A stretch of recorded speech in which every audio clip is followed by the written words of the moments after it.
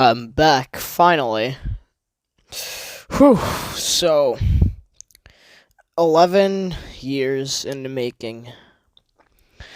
This movie was genuinely one of the best movies I've ever seen. And the build up to this was so superb, it's not even funny. I have been watching these movies since I was a toddler, and the conclusion to this was absolutely amazing. This movie was supposed to be what Infinity War was marketed as, the biggest crossover in cinema history. But now looking at this, Avengers Infinity War seems kind of disappointing in my personal opinion. And in this review, that's very late, by the way. I'm sorry about that. I had some technical problems. I'll be talking about why I love Avengers Endgame. So, here we go. So, the movie starts a few months after Infinite Decimation, and the Avengers plan with Captain Marvel, actually, to go to Thanos to retrieve the stones and bring everyone back. But the thing is, Thanos, with his nutsack of a chin, used the stones to destroy the stones, which made a huge meme, which was really funny. But Thor cuts off his head, and they just leave. It reminds Thor of his greatest failure, which was letting Thanos snap his fingers, which leads to him getting depressed.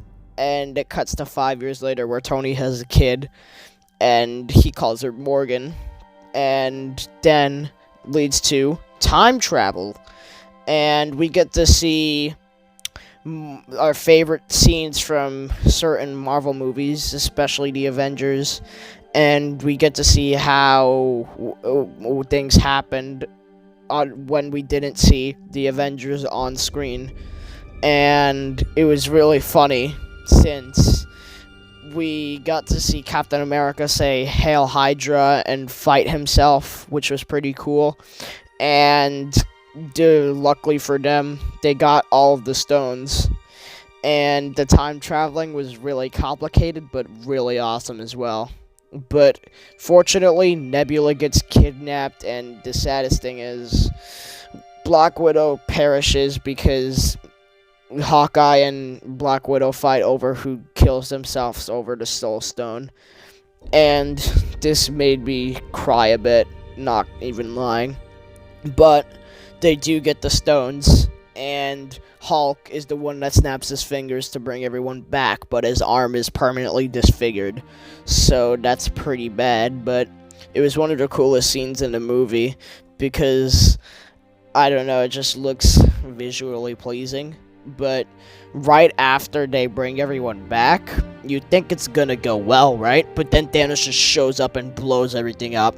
So then the big three of the MCU so far, Iron Man, Captain America, and Thor, have to work together and fight as a team against Thanos to hold them back. But this does not work. But one of the coolest moments in the entire MCU happens, where Captain America actually gains Mjolnir, the strength to get Mjolnir, and he literally starts clapping Thanos' cheeks. And this happens for a while until Captain America loses that and his shield, and it comes and becomes absolute dog shit until Captain America hears Sam say, "On your left," which was one of the best references in a movie, which leads to one of my favorite parts of the entire MCU, man.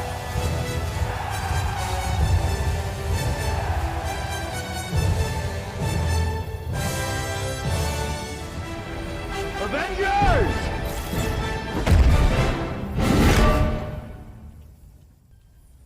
Assemble.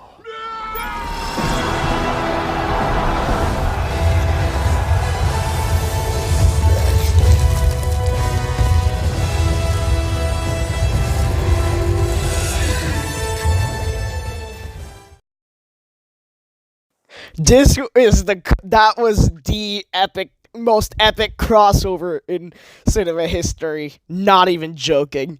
And this was my reaction. Captain America finally said Avengers Assemble, but, well, guess what? Things go to shit again. Marvel fails to get the Infinity Gauntlet, but then Tony pulls a switcheroo. Inevitable.